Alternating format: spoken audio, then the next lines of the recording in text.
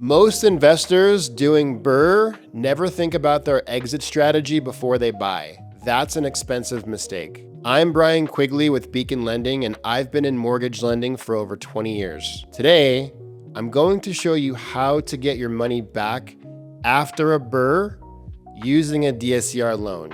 So let's talk about it. What is BRRRR? If you already know what BRRRR is, stick with me. I'm going to show you the part investors I talk to completely miss. If you're new to it, here's the 30-second version.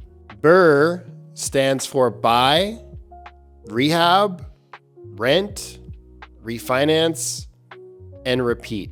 You find a distressed property, think beat up, neglected, needs work, and you buy it at a discount. You're either paying cash or using what's called a fix and flip loan, also known as a renovation loan. These are short-term loans, usually 12 to 18 months, and they come with high interest rates and fees. Then you fix it up. New floors, new kitchen, new bathroom. You force the value up. Then you find a good tenant. Now it's making you money every single month.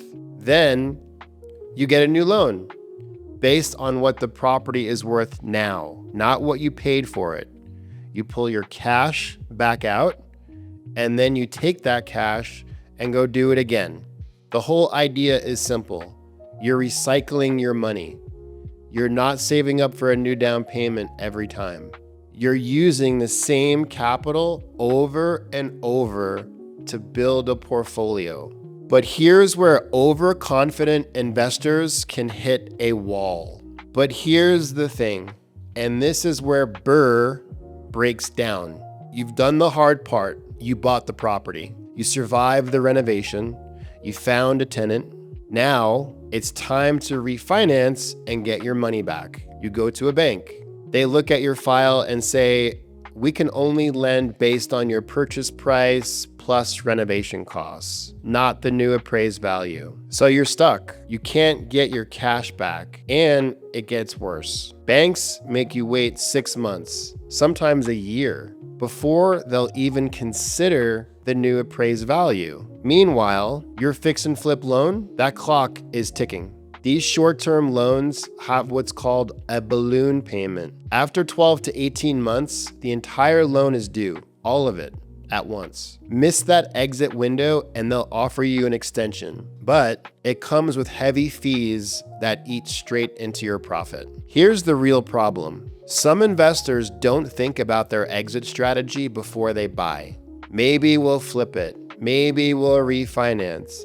Maybe we'll find renters. No real plan. Not having an exit strategy before you buy is one of the most expensive mistakes I see.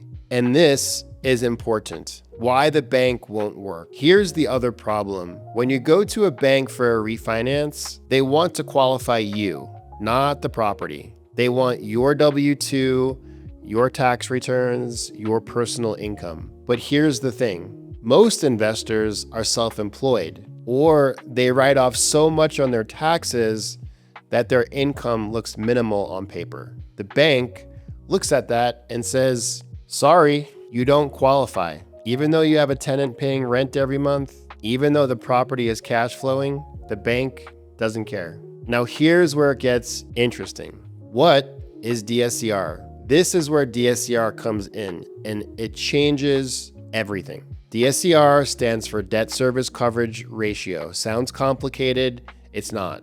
Here's what it means. Does the rent cover the mortgage? That's it. We're not looking at your W-2s, tax returns. The employment section on our application is completely blank. We only care about one thing. Does the property pay for itself? Here's a real example. You buy a property for $150,000. You put $100,000 into renovations. Total out of pocket is $250,000. After the rehab, it appraises at $400,000. You rent it out for $3,000 a month. We give you a loan for 80% of $400,000.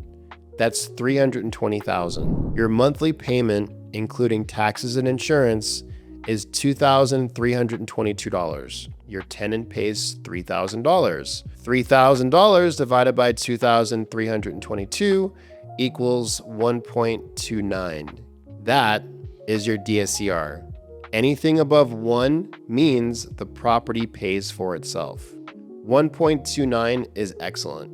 You use that $320,000 to pay back your $250,000 BRRRR loan, and you walk away with $70,000 cash in your pocket. You still own the property, your tenant covers the mortgage, and you have $70,000 to go do it again.